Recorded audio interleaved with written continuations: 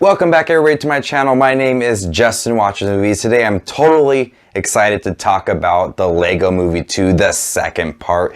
This is the sequel to the very successful, very hilarious Lego Movie we got 5 years ago, I think. 6, I don't know, 2014, 5 years ago. I think 5 years ago. I saw it in theaters. It was a while ago. But this movie picks up where the first movie left off and then jumps 5 years later after that. Now Emmett is facing this large threat and he has to save all of his friends and prove that he is still the special one to try to defeat all these enemies that we saw at the end of the first movie. And I thought the first movie was really funny. I thought the jokes were subtle. They had a lot of pop culture references.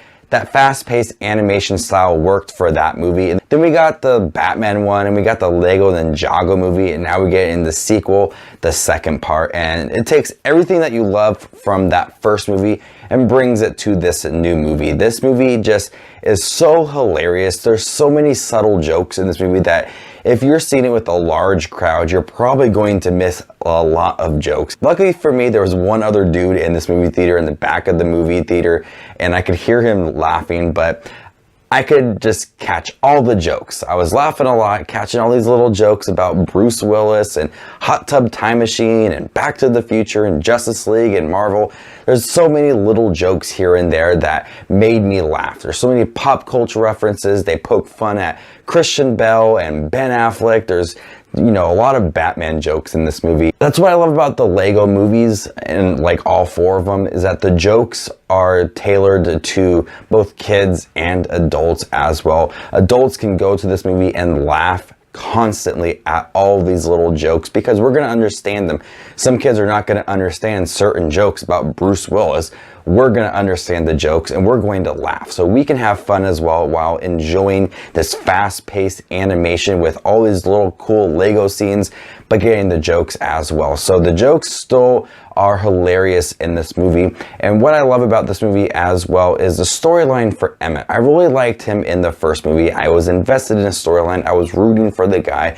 Here in the second movie, I still want him to prove to everybody that he is a worthy guy and he is that special one. So he has to go on this mission to save all of his friends, and I was still invested with his storyline. Chris Pratt does a great job voicing Emmett, and he also voices another character named Rex. I seen some promos for this guy and I thought he was really hilarious. So Chris Pratt is voicing both Rex and Emmett in this movie. He does a great job portraying both different characters. I thought that he did a perfect job in here. So the storyline for Emmett is worthy once again compared to the first movie. I thought it was great. Some of the side characters that we got in the first movie, like Nick Offerman's big pirate character and Charlie Day's spaceship loving astronaut, were cool in the first movie. They're not as memorable in the second movie. We see some really cool scenes with them in here. There's not a lot of scenes for them in the second movie, which was a little bit disappointing. So I wanted a little more of the characters in the second movie, but we do have some really cool side characters. We get a little more of Batman. Tiffany Haddish's character is pretty cool. There were some songs with her that were okay, but overall I wanted to see a little more of the characters we got from the first movie and the second movie. But when we do get them, I loved seeing them. Just a little more would have made me happy. Now with the first movie, if you have not seen it, you know, spoiler for the first movie, Will Ferrell plays the dad. He loves his Legos and doesn't want his son touching them at all. So he kind of plays that Mr. Businessman in the first movie, but we get to see the human form of them.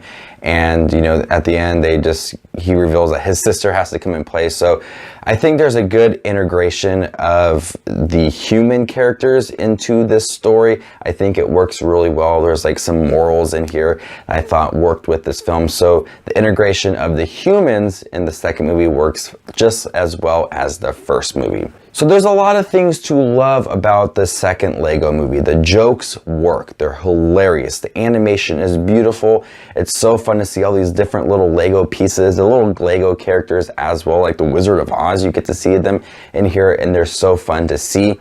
I wish there was a little more of the characters from the first movie, like Charlie Day, Nick Offerman. Alice and Brie. I wish they were a little more in the second movie, but when you do get to see him, it's still a lot of fun. And I thought the storyline for Emmett worked really well. It's a chance for him to shine and prove that he is the special one, and he's still awesome once again. The Lego Movie is everything I could hope for in a sequel. It's hilarious, the jokes work, just really great animation. I'm gonna go ahead and give the Lego Movie 2, the second part, a B+. Thank you guys for checking out my review for the Lego Movie. You guys can check out my most recent video right over here, and stay tuned this week, and I'll be ranking all 4 of the Lego movies from worst to best, so stay tuned. You guys are the best as always. This is Just Watch Movies, and you guys stay classy, you too.